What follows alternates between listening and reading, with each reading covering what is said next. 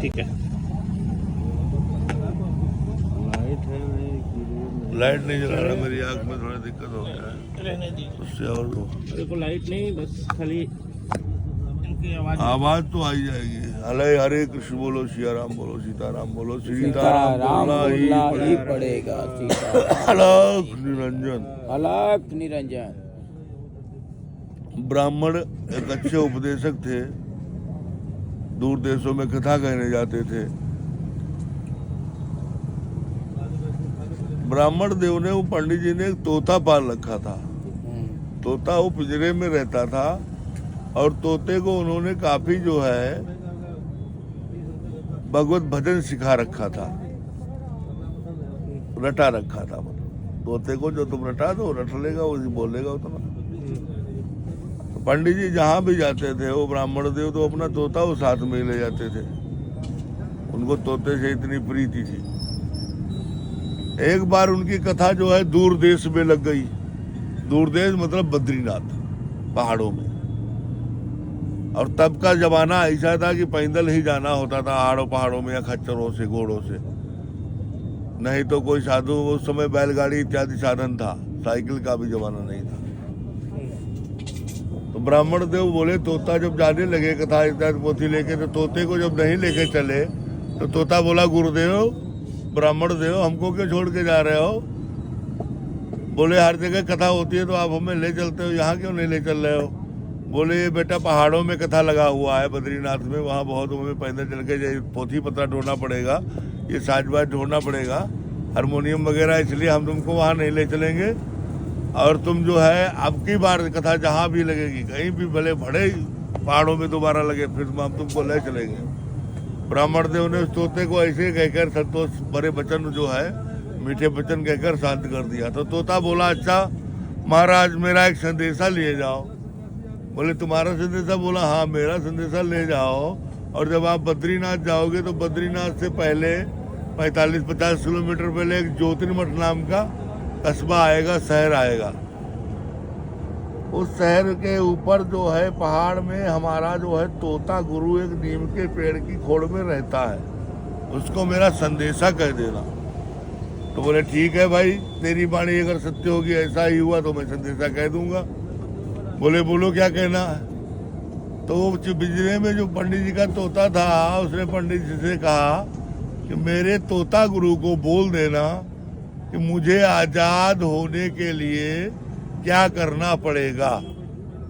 तो पंडित जी ने कहा अच्छा। पंडित जी ने ध्यान ही नहीं दिया बात पे, पंडित जी तो कथा बता सुनाने जा रहे थे। चले गए बद्रिकाश्रम में, 7 दिन कथा हो गई। जब 7वें दिन वापस आ रहे थे, जब जोशीमठ पहुंचे तो उनको वो तोते का संदेशा याद आ गया कि मेरे तोते ने मुझे एक संदेशा दिया था, वो मुझे बताया था पहाड़ पे चले जाना ऊपर। तो पंडित जी अपने और अनुयायियों को वहीं बिठा दिया, बोले हम अभी आ रहा हूँ। और ऊपर चढ़ गया पंडित जी, 1-1.5 किलोमीटर ऊपर देखा तो वाकई नीम का पेड़ खड़ा हुआ है, उसमें एक तोता खोड़ में बैठा है, आधा बाहर आधा भीतर, चोंच निकाले हुए मुड़ बाहर। तो पंडित जी ने अपने वही तोते चेले का संदेशा कहा कि भाई तुम्हारे तोते चेले ने संदेशा भेजा है कि उसे आजाद होने के लिए क्या करना पड़ेगा। इतना जहाँ पंडित जी बोले तो जो तोता खोड़ में बैठा था वो अपना ऐसे जो है आंखें लिप लिप करता हुआ, ऐसे गर्दन टेढ़ी मेढ़ी करता हुआ, फाड़ फाड़ फाड़ फाड़ पंख करता हुआ नीचे गिर के शांत हो गया। तो पंडित जी ने सोचा भाई जो मैंने संदेशा कहा ये तो गया मर। हाँ, अब पंडित जी बोले इसने जवाब तो कुछ दिया नहीं, अब मैं अपने क्या बताऊंगा तोते चेले को, अब तोते को क्या बताऊंगा। तो पंडित जी बोले चलो दैव की गति, चल देते हैं। बोलना पड़ेगा। पंडित जी जो ही 4-6 कदम नीचे उतरे पहाड़ से, तो ही तोता जो था वो फट से उड़ के फिर पेड़ पे बैठ गया। पंडित जी ने सब थोड़ी देखा, पंडित जी उतरा है तो तोता वो मरा नहीं था, उसने मसट्टी मार ली थी, मरने का ड्रामा कर लिया था।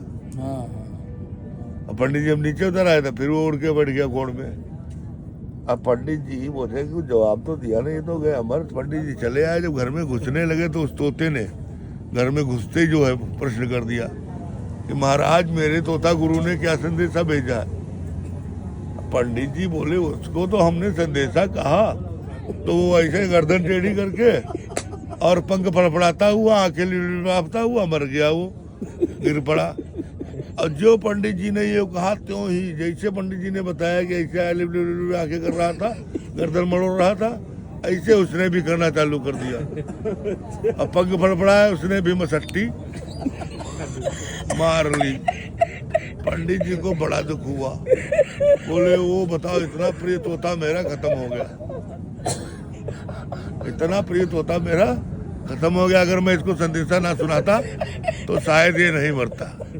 मुझे संदेशा नहीं सुनाना था कि वो ऐसे मर गया। अब क्या हुआ, पंडित जी ने झट से प्रेमावेश में आकर के पिंजरा खोला, उसको बाहर निकाला, किला फूंक फूंक मारे कुछ।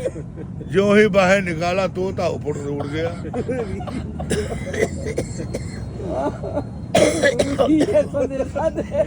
उड़ गया। अब ऊपर जाके बोला वो तोता, बोला महाराज ब्राह्मण देव तुम बहुत अच्छे थे, लेकिन हम क्या करें, हमें भी आजादी प्रिय है, इसीलिए हमने आजाद होने का संदेशा भेजा हुआ था। अब हमारे तोता गुरु ने तुम्हें जो है संदेशा अगर बता देता कि उससे कहो गर्दन ऐठे ये करे मर जाए, मरने का ड्रामा करे, तो क्या तुम हमें आजाद करते? इसलिए वो जो मरने का उसने ड्रामा किया था वो उसके लिए संदेशा था। अच्छा, ये एक कहानी हो गई, और कहानी ये है बहुत बड़े ज्ञान की, बहुत ज्ञान की महाराज जी। टिक्कर यार ना गई, वो तुम लोग खाओ जाए, वो सब्जी रोटी बना नहीं खाएंगे, अच्छे नहीं। ये देखो एक टिक्कर इधर से सब्जी भी लाए तो तुमने खाली टिक्कर ले लिया, बस खाएंगे तो कल के साथ यही टिक्कर खा लेंगे, इच्छा नहीं है। दूध है तुम्हारी बात? 2 पैकेट दूध हमारा गर्म कर दो, लो थोड़ा अदरक उदरक डाल देना दूध में, जब गर्म हो जाए तब डालना। कैसे करोगे? पानी में अदरक दूध गर्म करके 2 पैकेट फुल क्रीम गर्म करना पूरा, समझ लो, बढ़िया बना देना। आ जाइए आ जाइए, अदरक पड़ा हुआ पानी में अदरक गर्म करो पहले, बहुत ले लीजिए, फिर दूध खाना। दर्शन कर लीजिए। आइए, अलाख निरंजन आओ, इधर आओ कहाँ बेटा, चले गए? आओ, आप भी आओ, आप भी आओ, अरे आओ आओ। चलो छोड़ो, इतना मत बुलाओ, बटे तो टेके नहीं मत मलिहा बात देगी। तो ये कहानी क्या संदेशा देती है बताओ? तुम लोग इतना तेज हंसे, ये कहानी हंसने वाली तो है ही है, खैर बच्चे तो खूब हंसेंगे समझो, लेकिन ये कहानी हंसने के साथ साथ में बहुत बड़ा संदेशा ये दे रही है। ये तो कहानी एक उदाहरण था, उदाहरणार्थ मैंने कही है। गुरु और शिष्य के बारे में कहानी ये संदेशा दे रही है, जैसे आपने कहा मुझे मुक्ति चाहिए। मुक्ति का मतलब क्या होता है? आजादी। भाई कोई बंधन में है तब तो उसे मुक्ति चाहिए। जैसे जानवर है बंधन में होता है, रस्सी में बंधा होता है, तो उसे समय पे जब किसान चाहता है तब भोजन पानी देता है। तो उसको अगर रस्सी से खोल दिया जाए तो वो बंधन मुक्त हो जाता है। ऐसे ही आप भी बंधन में हैं, तब तो आपको मुक्त होने का मतलब, तो आप सोच रहे हैं कि मुक्त हो जाऊं मैं, यानी बंधन में है ना, बंधन में है, होता है, जीव बंधन में होता है, समझो। और जो समझ जाता है उस बात को, वो समझता है कि मैं बंधन में हूँ। उस बंधन से मुक्त होने का उपाय, उस तोते चेले ने क्या पूछा था, अपने गुरु को संदेशा भेजा कि आजाद होने के लिए क्या करना पड़ेगा? क्या करना पड़ा? बताया ना उसने कि मरने का ड्रामा, मरने का ड्रामा। गुरु बता देता कि मेरा शिष्य जो है वो मरने का ड्रामा करे, तुम आजाद कर दो, तो करता। अब हमें क्या करना है? अच्छा, हमें क्या संदेशा दे रही कथा है? हमें कथा ये संदेशा दे रही है कि तुम मृत्यु से पहले ही मर जाओ। मृत्यु से पहले ही सीताराम। मृत्यु से पहले मतलब मरने का क्या मतलब हुआ? अब प्रश्न जब कर्ता अगर है बैठा हुआ तो पूछेगा कि महाराज मृत्यु से पहले मरने का मतलब क्या? सही है। समझो, तुम लोग नहीं पूछ रहे लेकिन मैं बता रहा हूँ। मृत्यु से मरने का पहले का मतलब, मरने का मतलब ये हुआ कि आप अपनी कामनाओं को खत्म कर दें, कामनाओं का दमन कर दें। मतलब आपको मुक्ति चाहिए तो बंधन कौन किए हुए? कामनाएं। कामनाएं ही बंधन है। बंधन में कौन डालता है? कामना। तो कामनाओं का दमन जब करोगे दमन मतलब खात्मा, तब तो मुक्त हो गए, क्योंकि कामना ही बंधन में बांधे हुए है। अब कामना को जब खत्म हो करेंगे तो हम मुक्त हो जाएंगे। तो इसको खत्म करने का उपाय क्या है, इसको खत्म कैसे किया जाए, कामना कैसे खत्म होगी? जैसे आपकी बीवी एक चली गई, लेकिन कहीं ना कहीं सेंटेंस सोचते हो हमारा बन जाए, कोई रिश्तेदारी में, कोई कहीं, कोई गर्लफ्रेंड, कोई कुछ, ऐसा सिस्टम होना चाहिए ना। होता है मन, ऐसा नहीं होता, होता है ना। वो होता होगा नहीं, क्योंकि तुम जो कहोगे नहीं होता तब भी हम नहीं मानेंगे, जो है वही हम मानेंगे। बिल्कुल सही। होता है, यही है मन। मन जो है क्या है, अर्जुन ने भगवान से कहा कि मेरा मन तो मतलब इतना चंचल है, मैंने आकाश के तारों को गिन लिया, लेकिन मन पे मैं काबू नहीं पा रहा हूँ। भगवान से उसने कहा मैं पृथ्वी के कण भी गिन सकता हूँ, क्या पृथ्वी के कोई कण गिन लेगा? एक इतना बड़ा पृथ्वी का टुकड़ा उठा के दे दिया जाए, ढीला जिसे बोलते हैं, मिट्टी का ढीला, तो उसके कण कोई मशीन नहीं गिन पाएगी।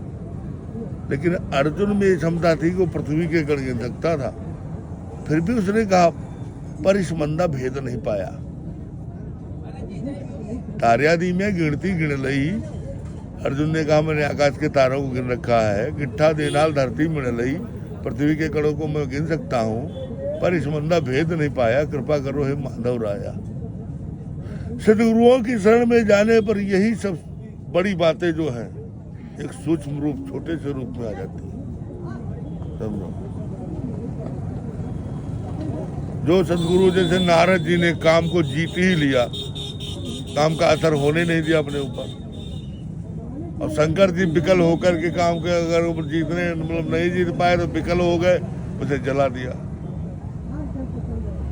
नारद जी ने बताओ विकलता को, अपने अंदर कोई विकलता न ला करके जो है काम को जीत ही लिया, काम को ही जीत लिया। काम जीत, तो जो काम जीत है वो मुक्त है ही, वो बंधन में कहाँ है? जिसने अपनी कामनाओं को जीत रखा है, जिसने काबू पा रखा है, जो अपने मन को समझता है कि बुरा जो है कर्म वो ही बुरा कर्म ही बुराई है, मतलब बुरा विचार ही नहीं बनेगा तो बुरा कर्म नहीं होगा। मन क्या है? विचारों का समूह, भले बुरे विचार, अनेकानेक विचार, ढेर सारे विचार, विचारों की बहुतायत, विचारों का समूह, ये मन कहलाता है। विचार कैसे? भले और बुरे दो प्रकार के होते हैं, समझे? अब क्या करना है? भला विचार धारण करना है, बुरे को त्यागना है, बस समझो सब हो गया। ऋतु ये बसंत हो गया, मेरा रोम रोम संत हो गया, राम में प्रेम हो गया, मेरा राम में प्रेम हो गया। जब राम नाम में प्रीति बढ़ेगी तभी कल्याण मार्ग है। बस कोई दूसरा अगर कोई मार्ग बताता है तो आपको भटका रहा है, नहीं मानना कभी, क्योंकि यही एक मार्ग ही है, अन्यत्र कोई मार्ग ही नहीं है कलयुग में। और कलयुग केवल नामधारा, कुछ भी नहीं करना है। कबीरा सहज समाधि भली, सहज ही ऐसे बैठ जाओ बढ़िया सुखासन से, ऐसे आसन से बैठो जिसमें कष्ट भी ना हो, क्योंकि कष्ट होगा तो भजन का है। भजन कैसे? मन ये अनंत हो गया, मेरा रोम रोम संत हो गया, राम में लीन हो गया, मेरा राम लीन मन हो गया। ये है भगवान के नाम से कल्याण का मार्ग निकलता है कलयुग में, वो भी केवल राम नाम से। इस बात के लिए मैं दावा कर सकता हूँ, अदालत में भी मैं बोल दूंगा कि इसके अलावा कोई रास्ता नहीं है। दूसरे विद्वान कहते रहेंगे, उनका मैं खंडन कर दूंगा। बिल्कुल महाराज जी, खंडन हो उनके जाएगा। मत का खंडन न कर दिया तो मेरा नाम ही क्या है, क्योंकि यही एक मार्ग ही है, एक मार्ग यही। अगर तुम नहीं बता रहे हो उस वेद मार्ग को, अन्यत्र भटका रहे हो, नाना प्रकार के तुमने जो मार्ग निकाले हुए अपने मन से, वो तुम्हारे मार्ग झूठे हैं। वो मार्ग झूठे हैं, गलत ये है, वेद मार्ग वो है, असत्य पर है, वो मार्ग असत्य है। यही एक मार्ग अपने कल्याण का है बस। मार्ग जो कल्याण का मार्ग है सिर्फ यही। बाबा जी यहाँ आके मैंने एक चीज़ रियलाइज़ किया है, जब पिछले बार 3 दिन के लिए आया था,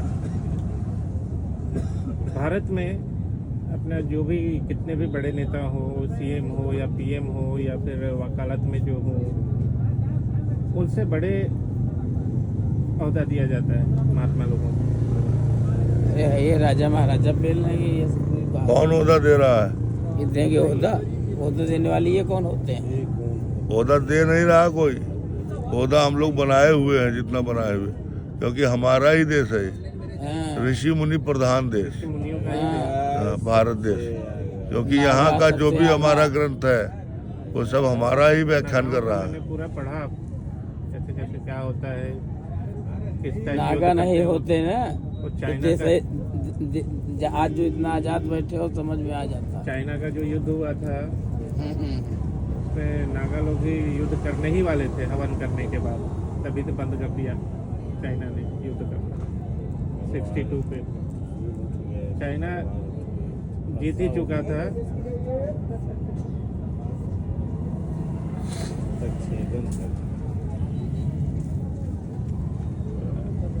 हिंदुस्तान का आदमी क्या है? नंबर उनका हराम धरती का बोझ।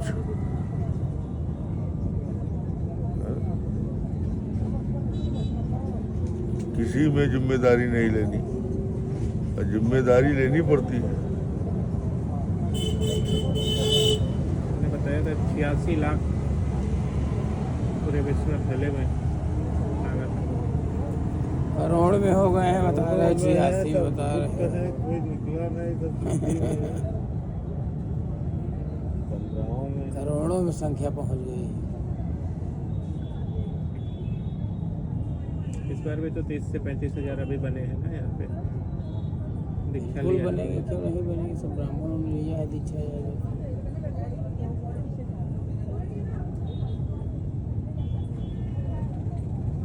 बाबा जी मैं आज्ञा लूँगा, सुबह आता हूँ, हाँ, फिर सोने का भी इंतजाम करूँ मैं कहीं देख के साइड में खाना पीना। आप लोग क्या 26 को निकलेंगे यहाँ से? हाँ, हम लोग 26 को या 27 को निकलेंगे, 27-28 में, क्योंकि 26 को तो भीड़ होगी। भीड़ में कहाँ निकलेंगे, थोड़ा शांति से निकलेंगे। 27 को निकलेंगे या 28 को निकलेंगे? कल तो हूँ मैं यहाँ पे, उसके बाद मुझे ज़रा जौनपुर जाना है, मेरे ही एम्प्लॉय की शादी है। उसके बाद गोरखपुर में 10 दिन का काम है। फिर सोच रहा हूँ बिहार में 20 साल से गया नहीं, एक बार शिव जी के दर्शन कर लूँ। उसके बाद धीरे धीरे वापसी देखता हूँ।